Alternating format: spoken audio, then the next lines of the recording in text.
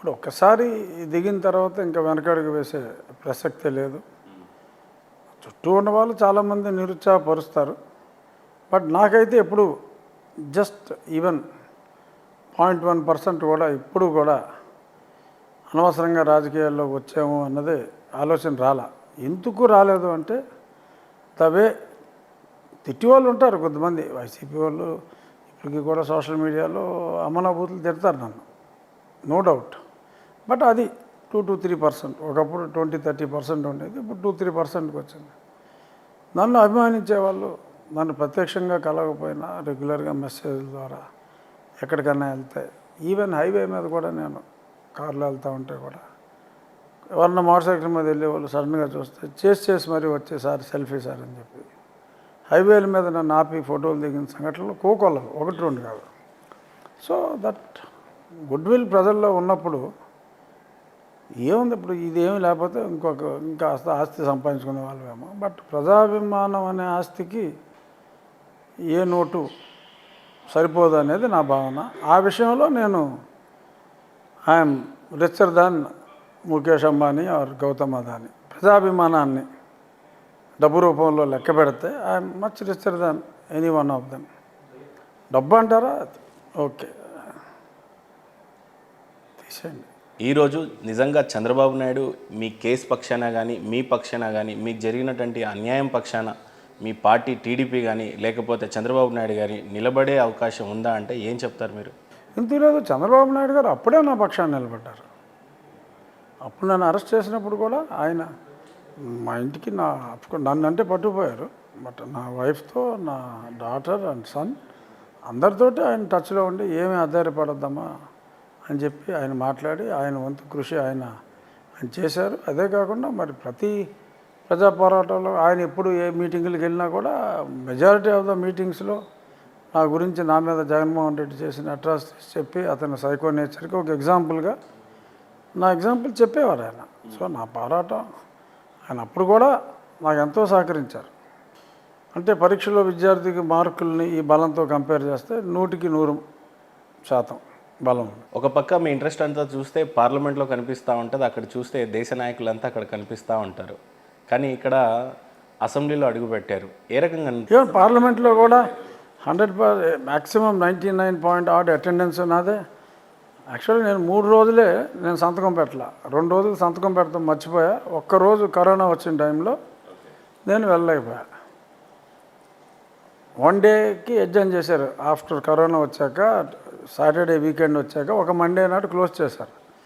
So ఆ రోజు corona టైంలో మళ్ళీ విమానం టికెట్లు, విమానం రిస్క్, వెళ్తే క్వారంటైన్ ఉంటుందో, మళ్ళీ వచ్చాక మళ్ళీ ఏం క్వారంటైనో అర్థం కాని పరిస్థితుల్లో ఒక్కరోజు నేను ప్రాక్టికల్గా మానేసింది. ఒక్కరోజే 5 సంవత్సరాల్లో 2 రోజులు సంతకం పెడతాం మర్చిపోయా. మిమ్మల్ని చూస్తే ఢిల్లీ స్థాయిలో శాసించాలి అని చెప్పేసి ఉన్న ఆశలు తీరా చూస్తే అసెంబ్లీలో ఏ రకంగా ఇమ్మడి పడతారు, అసెంబ్లీలో ఏ రకంగా కొట్లాడతారు. పార్లమెంట్ అంటే కేంద్ర స్థాయి నాయకులు, ఇండియా మొత్తం అంతా అక్కడ కనిపిస్తూ ఉంటుంది. తీరా చూస్తే అసెంబ్లీలో మీ గొంతుక ఏ రకంగా వినిపిస్తుంది, ఏమనిపిస్తూ ఉంటుంది అసెంబ్లీలో అడుగుపెట్టిన తర్వాత?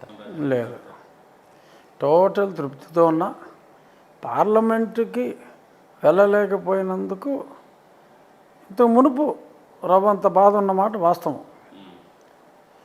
బట్ ఒకసారి ఎన్నిక కంప్లీట్ అయ్యి రిజల్ట్ వచ్చి నేను మళ్ళీ ప్రజాక్షేత్రంలో పడిపోయిన తర్వాత ఆ పనులన్నీ టేకప్ చేసి ప్రజల సహకారంతో జెట్ స్పీడ్లో పనులన్నీ మొదలుపెట్టిన తర్వాత పార్లమెంట్కి వెళ్ళలేదన్న బాధ లేదు. ఇప్పుడు ఊరికే జనం అంటూ ఉంటారు, అరే చూసి అబ్బాయి నువ్వు పార్లమెంట్లో ఉండుంటే అన్నప్పుడు ఒక క్షణం అలా ఒక చిన్న ఆలోచన, తర్వాత వెంటనే చదువుకుంటుంది. అసలు పార్లమెంట్కి కానీ అసెంబ్లీకి కానీ ఏ రకమైన తేడాలు గమనించారు మీరు? అసెంబ్లీకి పార్లమెంట్కి తేడా అంటే ఉంటుంది. Parliament is parliament undoubtedly. But ఇక్కడ ఒకటి చెప్పాలి, నన్ను మొదటి రోజు షాక్కు గురైంది ఏంటంటే అసెంబ్లీ సభ్యుల్ని గేట్ దగ్గర ఆపేశారు. అసెంబ్లీ సభ్యులు గేట్ బయట నుంచి లోపలికి నడిచి వెళ్ళాలి, మీ కారు బయట ఉంటుంది, మళ్ళీ తర్వాత మీరు గేట్ బయటకు వెళ్ళి మీ కారు మీరు ఎక్కాలి అని చెప్పారు. మంత్రులు డైరెక్ట్గా లోపలికి దిగుతున్నారు. అదేంటి ఇది, అసలు శాసనసభే మా సభ, మంత్రులకి శాసనసభలో మాట్లాడే హక్కు లేదు. మేము అడిగిన ప్రశ్నకు సమాధానం చెప్పాలి తప్ప ఒక మంత్రి ఇంకో మంత్రిని ప్రశ్న కూడా వేయలేడు.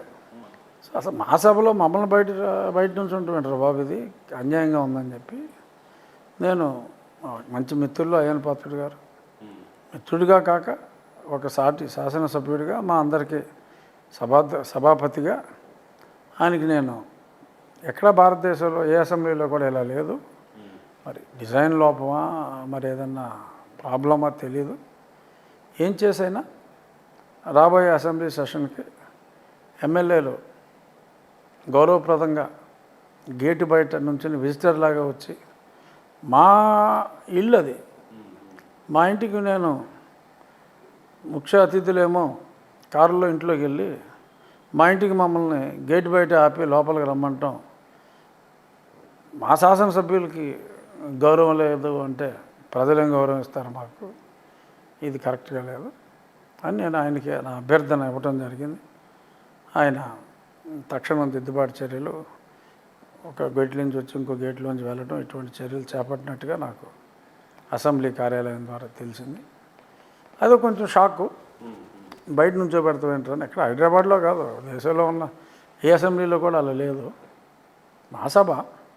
బట్ అది దట్ అనామలీ గాట్ కరెక్టెడ్. కాబట్టి సో గౌరవ సభగా మారాకే చంద్రబాబు నాయుడు గారు వస్తా అన్నారు. ఆ గౌరవం మా ఎమ్మెల్యేలకు కూడా ఉంటుంది కాబట్టి ఆయన ముఖ్యమంత్రిగా అడుగుపెట్టారు.